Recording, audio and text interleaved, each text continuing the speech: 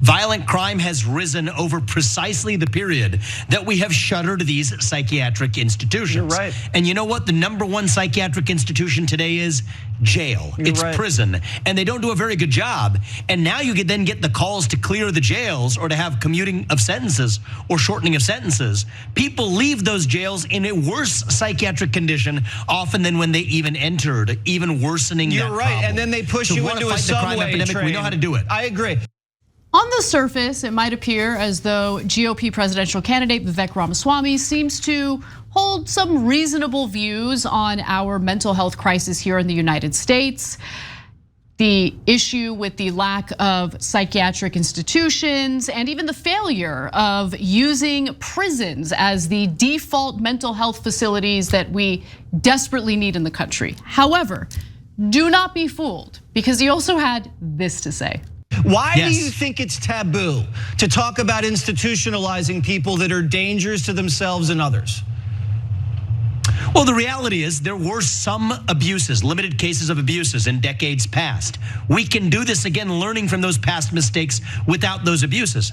I don't think I want to be pumping psychiatric institutions with pharmaceuticals into people. Faith-based approaches, there are better ways to do this. But that being said, and you put your finger on this a little bit, Jesse, is look at who benefited from that policy. It was none other than large pharmaceutical companies that had developed antipsychotics and other forms of antidepressants as well. So that was an interesting thing to hear from a man who made his money through pharmaceuticals and the biotech industry. But nonetheless, let's put that aside for a second. I do want to address his statement in regard to the need for faith-based institutions, because to me, that signals that he has absolutely no intention of funding the mental health facilities that we need through taxpayer money, and instead just kind of putting the onus on churches and faith-based organizations to open up their own facilities. And the idea that that is going to solve the very real mental health crisis that we're facing in this country right now is ridiculous to me. I mean, these faith-based institutions could do that right now if they wanted to. Clearly, they're not doing that. Maybe they are to some extent, but it is not enough to help with the very real problem that we're facing. And aside from that, look, there are some severe mental health issues that do require pharmaceutical drugs. People who are suffering with paranoid schizophrenia, unfortunately, they need to be on medications. They also need to be monitored in case they decide that they want to just stop taking their medications, because those instances have happened. And unfortunately, that has led to violent situations that do not end well for the patient or the person who suffered the violence as a result of that individual failing to take his or her medication. It's a very important conversation, but it's far more complex than what Vivek Ramaswamy was talking about there. Yeah, so there's two components to it. Do we need to institutionalize people, and then how, right? So first, let's tackle the how. I agree with Anna here. Whenever they say faith-based, that means we don't really want to do it. We just want to funnel a bunch of money to the churches that support the Republican Party, and then not actually address the problem. So like when they talk about cutting welfare and social spending, et cetera, they go, it should be faith-based. And you're like, okay, but can the churches and the mosques and the temples really provide the same level of funding? Which is, no, they're gonna provide like 5% of the funding. But they're like, good enough. In other words, we don't really want to do it. We just want you to pay our churches, right? Because the churches drive out Republican voters. So it's a scam. It's a total utter scam. Doesn't make sense. It doesn't mean that churches don't do great things in all the religious institutions. Oftentimes the people that protect undocumented immigrants are the churches, right? And they will give them shelter when no one else will. You know why? Because that's what Jesus was in favor of, okay? So I'm not hating on the churches. I think the churches have done some terrific things in the past, but it also depends on what kind of churches. The ones that these guys support, you think they're using it to help the mentally ill? No, they're using it on private jets. The Republicans believe in prosperity preachers who go, no, I should have 20 Bentleys and 13 jets, and the poor should have nothing, and the mentally ill can go screw off. It's a bit of a generalization of Republicans. No. Of the prosperity preachers, that is not at all an exaggeration. No, but Cenk, they're all scammers. No, I don't mean, no, I'm saying To be clear, I'm not saying all Republicans. I'm saying all prosperity preachers. Okay, I know. Maybe you misspoke, but you said Republicans, which is why I was like, not all No. A lot of Republicans support the prosperity preachers. That's true, okay? But not all Republicans do. But all prosperity preachers are full of crap. Look, every one of them. Either way, let's say every single religious institution was wonderful and wasn't grifting off of their parishioners. It is not enough to just lean on them to solve this exploding mental health crisis in America. It's just not.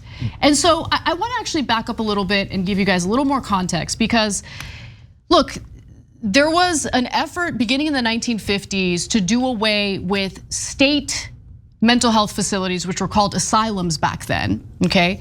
And there were problems with those asylums. I'm not going to sugarcoat it. There were abusive practices, to be certain.